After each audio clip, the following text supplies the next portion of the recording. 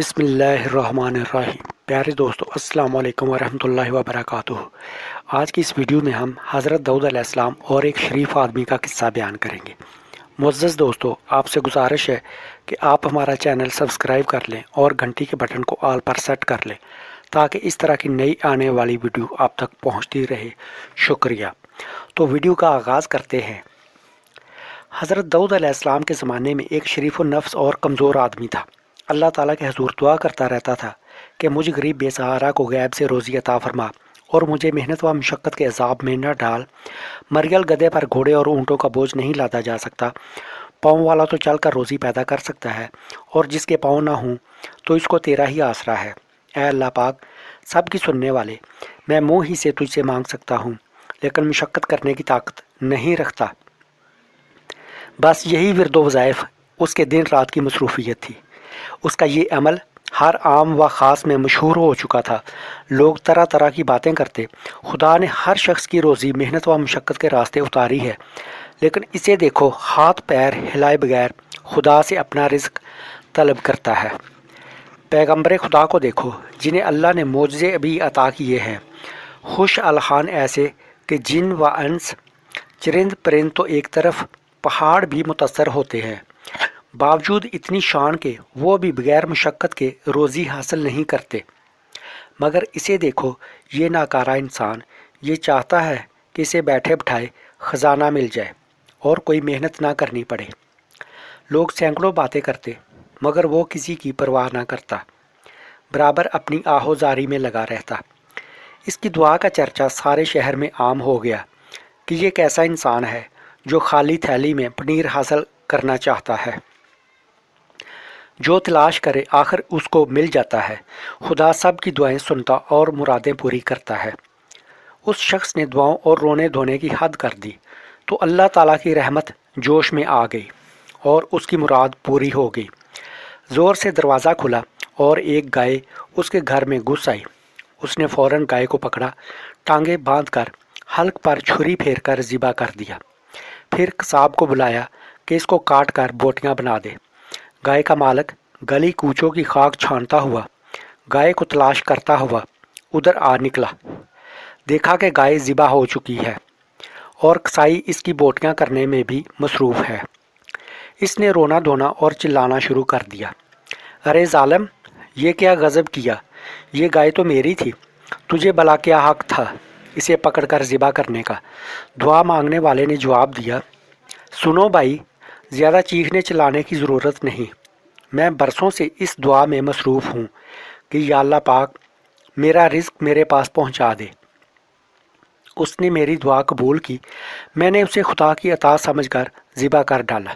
یہ جواب سن کر گائے کے مالک کے غصے کی انتہا نہ رہی۔ اس نے پہلے درویش کی خوب خبر لی، پھر اسے گریبان سے پکڑ کر حضرت داؤد علیہ السلام کی عدالت میں لے گیا۔ لوگوں نے گائے کے مالک کی باتیں سنی تو اسے حق پر قرار دیا۔ درویش نے بے بسی کی حالت میں آسمان کی طرف دیکھ کر کہا، اے خدائے رحمان و رحیم، تو اچھی طرح جانتا ہے کہ میں نے اپنی آرزو کی تکمیل کے لیے سینکڑوں روز و شب آہوزاری کرنے اور دعا مانگنے میں صرف کیے، اور میں نے جو خواب دیکھا تھا اس نے تیری بندگی میں مست کر دیا۔ میں نے جب اپنی مراد پائی تو مجھے یہ تیرا بندہ نافرمان سمجھ کر شیطان کی طرح کوس رہا ہے۔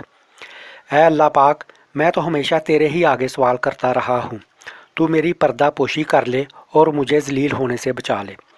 گائے والے نے چلا کر کہا، آسمان کی طرف کیا دیکھ رہا ہے؟ میری طرف دیکھ اور حقیقت کا سامنا کر۔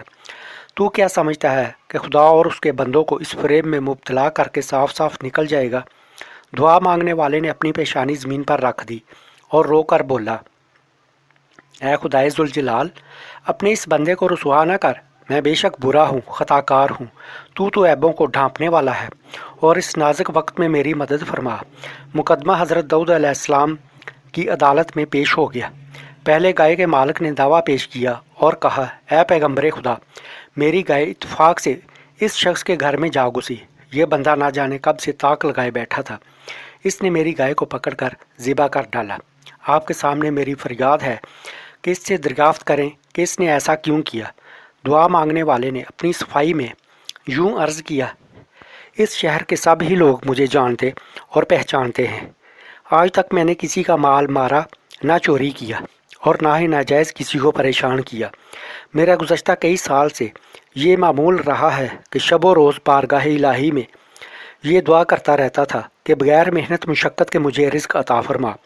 آخر مسلسل دعاؤں کے بعد اللہ تعالیٰ نے میری دعا سن لی اور یہ گائے خود بخود میرے گھر میں گھس آئی، اور اس گائے کو دیکھتے ہی میری آنکھوں میں نور آ گیا کہ حق تعالیٰ نے میری دعا قبول فرمائی اور رزق حلال بغیر محنت کے مل گیا۔ میں نے اللہ تعالیٰ کا شکر ادا کرتے ہوئے اس گائے کو ذبح کر ڈالا۔ یہ شخص نہ جانے کہاں سے شور مچاتا ہوا آ گیا اور کہنے لگا کہ گائے میری ہے۔ حضرت داؤد علیہ السلام نے یہ سن کر فرمایا کہ ایسی معقول دلیل دے کہ جس کی بنا پر تو نے گائے ذبح کی۔ تیرے بیان سے یہ ثابت ہوتا ہے کہ وہ گائے نہ تجھے مالک نے دی اور نہ تو نے خریدی۔ دعا مانگنے والے کی آنکھوں میں آنسو آ گئے۔ اے پیغمبر خدا، آپ بھی وہی کہنے لگے جو دوسرے کہہ رہے ہیں۔ ایک آہ دردناک اس کے دل سے نکلی اور اس نے آسمان کی طرف نگاہ اٹھا کر کہا، اے میرے دل کا درد جاننے والے، تو داؤد علیہ السلام کو روشنی عطا فرما اور انہیں حقیقت حال سے آگاہ فرما۔ یہ کہہ کر وہ دھاڑے مار مار کر رونے لگا۔ اس کی آواز میں ایسا درد تھا کہ نہ صرف سنگ موم ہو گئے بلکہ حضرت داؤد علیہ السلام کا دل بھی دہل گیا۔ انہوں نے گائے کے مالک سے کہا کہ اس کا فیصلہ ایک دن کے بعد کیا جائے گا۔ پیغمبر خدا اپنے حجرے میں داخل ہوئے اور اپنی عبادت گاہ کا دروازہ بند کر دیا۔ ذکر و اذکار کے بعد اللہ عز و جل کی بارگاہ میں دعا کی کہ اے پروردگار، مجھے حقیقت حال سے آگاہ فرما۔ اللہ تعالیٰ نے اپنے نبی پر اسرار و رموز کھول دیے۔ دوسرے دن دونوں کو طلب کیا گیا۔ حضرت داؤد علیہ السلام نے یہ فیصلہ دیا، گائے کے مالک کو کہا کہ اس کا پیچھا چھوڑ دے اور اسے معاف کر دے۔ حق تعالیٰ نے تیرے گناہوں کی پردہ پوشی فرمائی ہے، تو بھی اس کی ستاری کا حق ادا کر اور اپنی گائے کی طرف سے صبر کر۔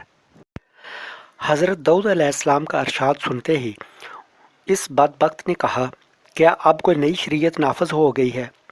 آپ کے انصاف کی شہرت تو زمین و آسمان تک پہنچ چکی ہے، مگر میرے ساتھ ظلم کیوں؟ یہ انصاف نہیں، ظلم ہے۔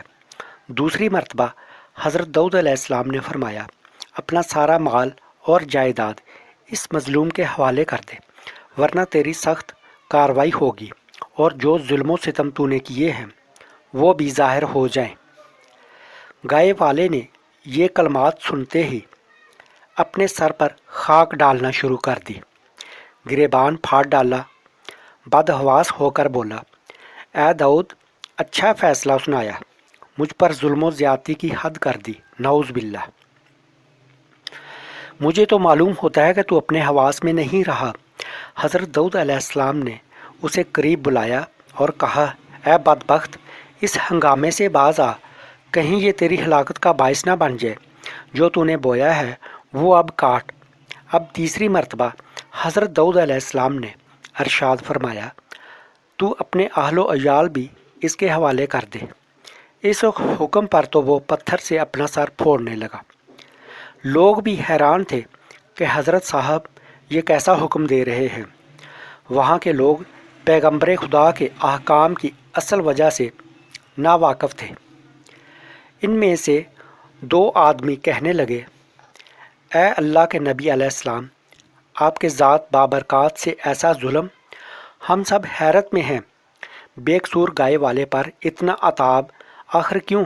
اور جس نے ناحق گائے پکڑ کر ذبح کر ڈالی اسے آپ نے بری کر دیا۔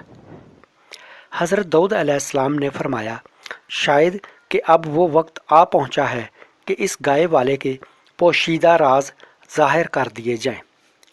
حضرت داؤد علیہ السلام سب کو دریا کے کنارے ایک بہت پرانے گھنے درخت کے نیچے لے گئے۔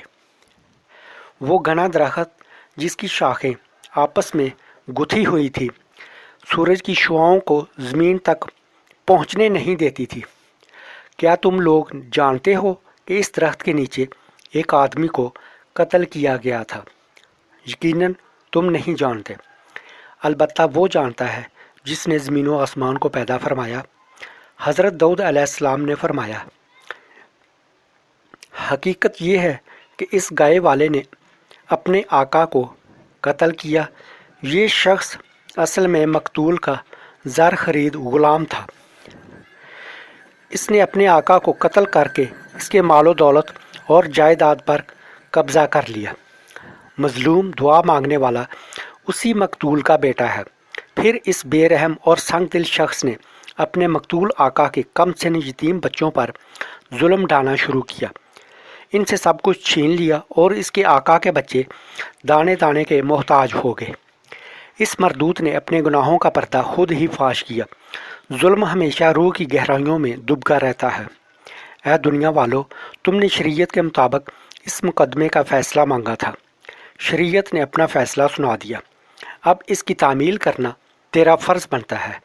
تو نے اپنی صفاقی اور شکی القلبی کا ایسا مظاہرہ کیا کہ خدا کی پناہ، تو نے آقا کو اس طرح چھری سے ذبح کیا جس طرح اس دعا مانگنے والے نے تیری گائے کو ذبح کیا تھا۔